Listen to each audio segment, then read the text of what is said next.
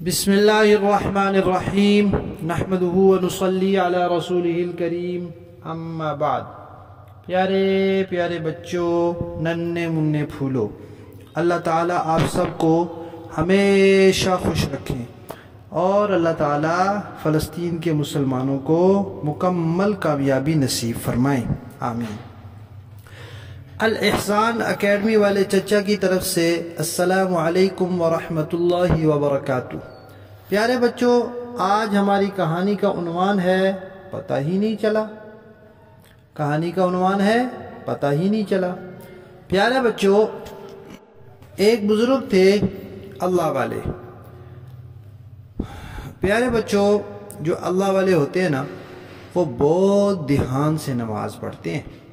ان نماز میں ان کا سارا دھیان اللہ تعالیٰ کی طرف ہوتا ہے، بلکہ حضرت عائشہ رضی اللہ تعالیٰ عنہ فرماتی ہیں کہ جب اذان ہوتی تھی تو نبی پاک صلی اللہ علیہ وسلم کا دھیان فوراً اللہ تعالیٰ کی طرف ہو جاتا تھا۔ نبی پاک صلی اللہ علیہ وسلم بات کر رہے ہوتے تھے، گفتگو فرما رہے ہوتے تھے، اذان ہو جاتی تھی تو سارا دھیان اللہ تعالیٰ کی طرف ہو جاتا تھا۔ حضرت عائشہ فرماتی ہیں ایسے لگتا تھا جیسے ہمیں پہچانتے ہی نہیں ہیں، ہمیں جانتے ہی نہیں ہیں، ایسے ہو جاتے تھے۔ تو جو اللہ کے نیک بندے ہوتے ہیں وہ نماز میں دھیان اللہ تعالیٰ کی طرف رکھتے ہیں۔ تو جب دھیان اللہ تعالیٰ کی طرف ہوتا ہے تو پھر اور کسی چیز کا پتہ ہی نہیں چلتا۔ ایک صحابی رضی اللہ تعالیٰ عنہ کا قصہ ہے کہ ان کا باغ تھا، اس باغ میں ہر طرف درخت ہی درخت تھے، بہت زیادہ گھنے درخت تھے۔ تو وہ نماز پڑھ رہے تھے باغ میں، اچانک ایک پرندہ سامنے آیا تو ان کی نظر پڑ گئی پرندے پر، تو ایک دم وہ پرندے کی طرف دھیان ہو گیا۔ اب وہ پرندہ ایک طرف گیا، آگے درخت تھے، پھر دوسری طرف گیا، تو پھر ان کو خیال آیا کہ میں تو نماز پڑھ رہا ہوں۔ تو ان کو اتنا افسوس ہوا کہ نماز میں میرا دھیان اس پرندے کی طرف چلا کیسے گیا؟ نماز میں تو اللہ تعالیٰ کی طرف دھیان ہوتا ہے۔ تو انہوں نے جب نماز پوری کر لی تو نبی پاک صلی اللہ علیہ وسلم کی خدمت میں آئے اور عرض کیا کہ یہ باغ میں اللہ تعالیٰ کے راستے میں صدقہ کرتا ہوں، اس باغ کے درختوں کے ایسے پرندہ پھنسا اندر اور اس کی ایسے نماز میں میرا دھیان ادھر ادھر ہو گیا۔ تو دیکھیں پیارے بچوں، صحابہ کرام کو کتنی فکر ہوتی تھی کہ نماز میں دھیان صرف اللہ تعالیٰ کی طرف رہے۔ تو ایک بزرگ تھے، وہ بھی اسی طرح بڑے دھیان سے نماز پڑھتے تھے۔ ایک مرتبہ انہوں نے کہیں سفر پر جانا تھا۔ اس زمانے میں سفر کے لیے بسیں، گاڑیاں وغیرہ عام نہیں ہوتی تھی، البتہ ریل گاڑیاں ہوتی تھی۔ کسی وقت کوئی ریل گاڑی آتی تھی تو اسی پہ جانا ہوتا تھا، اگر وہ چلی جاتی تو پھر اور کوئی ذریعہ سفر کا آسانی سے مہیا نہیں ہوتا تھا۔ تو وہ ریلوے اسٹیشن پر تھے، گاڑی کھڑی تھی، تو نماز کا وقت تھا تو انہوں نے نماز شروع کر دی۔ ان کے ساتھ اور بھی ساتھی تھے، وہ بھی نماز پڑھنے لگ گئے۔ اب پیارے بچوں، ریل گاڑی جب چلتی ہے نا، اسٹیشن سے روانہ ہونے لگتی ہے تو پہلے وہ ہارن بجاتی ہے، پھر اس کے ذرا دیر بعد بس چل پڑتی ہے تاکہ کوئی باہر کھڑا ہے تو فٹافٹ وہ گاڑی میں سوار ہو جائے۔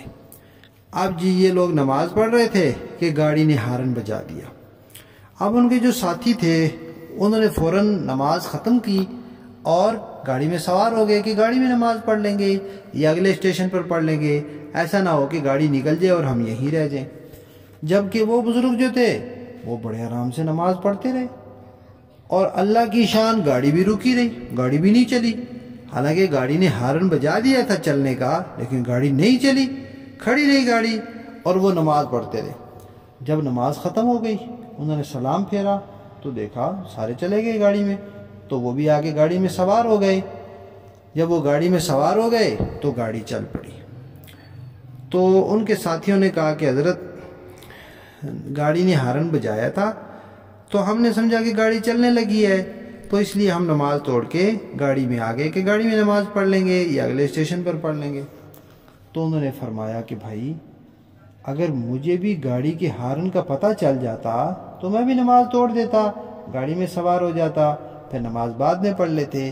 ایسے موقع پر شریعت کی طرف سے اجازت ہوتی ہے، لیکن مجھے تو نماز میں پتہ ہی نہیں چلا گاڑی کے ہارن کا، اس لیے میں نے تو نماز پوری کی۔ تو دیکھیں پیارے بچوں، گاڑی کا ہارن ریل گاڑی کا کتنا اونچا ہوتا ہے، کتنا زوردار ہوتا ہے۔ اور جب بندے نے کہیں جانا ہوتا ہے تو اس کا سارا دھیان ادھر ہی ہوتا ہے کہ بس گاڑی کا ہارن بجے گا تو چلے گی، لہذا میں نے فوراً سوار ہونا ہے۔ لیکن وہ کتنی اچھی نماز پڑھ رہے تھے، سارا دھیان اللہ تعالیٰ کی طرف، کہ ان کو گاڑی کے ہارن کا پتہ ہی نہیں چلا۔ سلام پھیرا، گاڑی میں سوار ہوئے تو پھر ان کے ساتھیوں نے بتایا۔ وہ بزرگ آپ کو پتہ ہے کون تھے؟ ان کا نام تھا مولانا حسین احمد مدنی رحمہ اللہ تعالی۔ کہانی ختم۔